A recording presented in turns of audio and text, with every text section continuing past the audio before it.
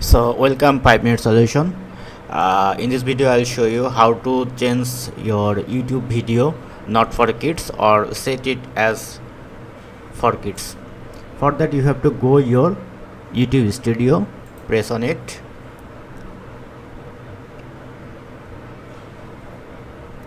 and then you have to go setting. Below you have to press on setting, and then you can see many different option. You have to go channel option, channel, and then you need to go advanced setting, and then you can see do you want to set your channel made as kids. So this is not in this my channel not for kids, so I am setting it no.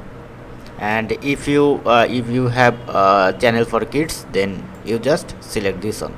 And if you set manually, suppose you have you will upload kids video or non-kids video, then you can select this option, and then you can manually set every time when you upload your video on your channel. So this is my totally not for kids channel, so I am selecting this option, and you have to press on save.